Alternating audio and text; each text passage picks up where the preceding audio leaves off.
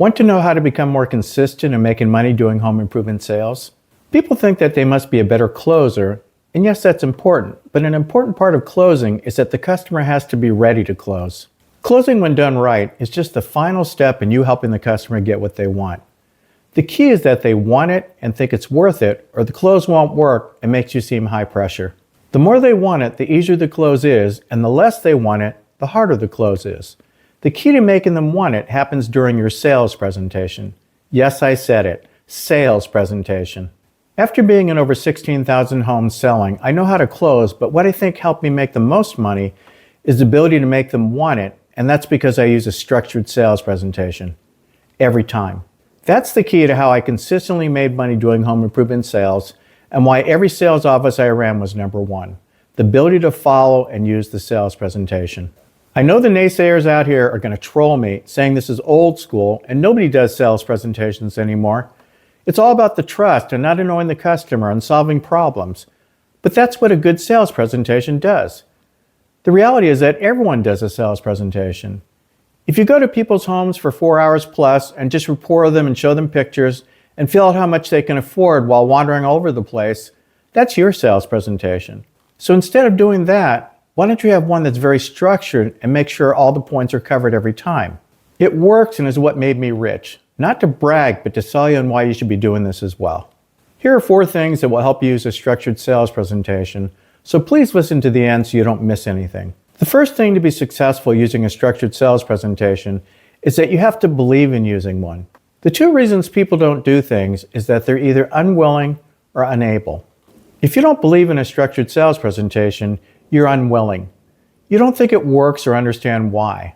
When you say sales presentation, most customers and salespeople think evil words like sales pitch. They think it's something canned and annoys the customer because it sounds like you're reading a script. If done right, nothing could be further from the truth. It sounds just like you're having a conversation with someone and doesn't seem like you're following a script. Without using a sales presentation, it can seem haphazard, and because it's not organized, you sort of ramble all over the place and then go back and fill in the holes you left out. Now that's annoying to the customer, and it takes forever. If you follow a system that is organized, it's done faster and you never leave anything out.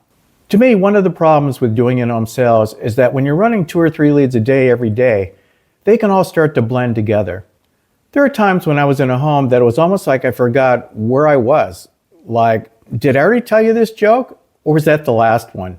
Things blur, including what I did cover and what I did not. If you use a system, you won't leave anything out because you do it step by step in an organized fashion. You never leave anything out, and that gives you the best chance of making a sale. To me, when you're selling home improvements, there are certain things that must be accomplished or you won't sell.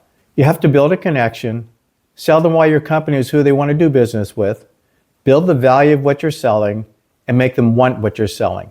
If you do it right, you separate yourself from everyone else so that they feel you're the best value for their dollar. Not the cheapest, but the best value, and do it in a way that they don't want to look around. A good sales presentation does all of those things in a methodical manner. You have to understand and believe it's in your best interest to use a sales presentation. Of course, it's a given that you or your company has a good sales presentation to begin with. And by the way, if you're getting value from this, I put together a complete training program called The Art of Selling Home Improvements. It doesn't just teach closing techniques and handling objections, it covers every step involved and how to sell home improvements the right way. The most important part of closing is getting people to actually want what you have first, and I break that down in depth along with everything I've learned in 35 years and personally being in over 16,000 homes. If you're serious about making more money in this business, check it out. I'll drop a link in the description below. The second reason people don't follow a structured sales presentation is not that they're unwilling, but they're unable. The reason salespeople are unable is they don't know how because nobody showed them how to do it right, and after getting beat up too many times, stopped. For example, when they were starting and if how they sold their company was horrible and annoyed the customer, and after a few times of being shut down, look, I don't need to hear any of that, I just want the price, they stopped doing it. I've seen reps so gun-shy that they were like a battered spouse where they started their company story by saying, well, I hope you don't mind, but I have to tell you about my company because they make me do this, but I'll do it really fast, okay? What is that? Or they may be unable because even though they know that they have to do a needs analysis after the warm-up, when they first get in the home, the customer pulls them to the furnace or bathroom and they don't know how to take control in a way that doesn't upset the customer. Hey, I want to look at your furnace, but before we do that, I just have a couple of questions to ask. That way we can do this faster, okay? Then get to the table, get the connection, get the needs analysis, then go to the furnace. You have to understand how to stay in control, and that's a sales skill as much as closing is. The third thing you need to learn to use a structured sales presentation correctly is how to do it in a way that doesn't annoy the customer and keeps them interested and involved. What annoys people is when you sound scripted or canned. The scripted part comes from you using someone else's words that makes it seem canned. The best advice I can give you to avoid this is that when you're talking, make believe you're talking to one of your best friends. If so, would you be using those words or talking like that? Because if you are, then you aren't being yourself and it is going to sound scripted. Get the points across using your biggest strength, your personality. You also have to learn to adapt your style to fit the customers. You wouldn't be using the same style or saying the same things when you're selling a banker like you would a retired widow. One, you would be telling how you're vertically integrated and all the associated benefits, and the other, you'd be telling them that we do it all, so you don't have to deal with a lot of different people and companies to get the work done. It's easy. One style would be more to the point, and the other would be more bonding. Another thing that will annoy them is to try to close doors that are already closed. I said earlier that I make sure all the points are covered. If they already bought windows from me and are adding more, then I don't need to go through a product demonstration. They're already sold on the product and that door is closed. Same reason you don't need to sell them in your company if you're presenting to the daughter-in-law of the owner. Use the system, don't let the system use you. The fourth thing about a structured sales presentation is to understand that it's not what you say, but the order in which you say them, and that you accomplish what the step is designed to do. That's the key. That's what a sales presentation is, a step-by-step way of doing things. It's not scripted other than the order of how you do it. It's the sequence, not so much the words.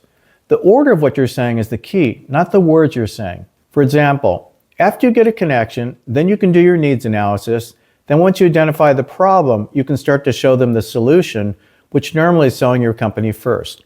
The order is crucial. You give the price last after you have built the value, not before, where they have no way of justifying the cost. It's methodical. It's like watching a player having sex. If you change the order, it ruins everything. Using a system is key to doing it in the right order and never leaving anything out. The other key is that besides keeping the steps in order, that you know what each step is trying to accomplish and that you do that.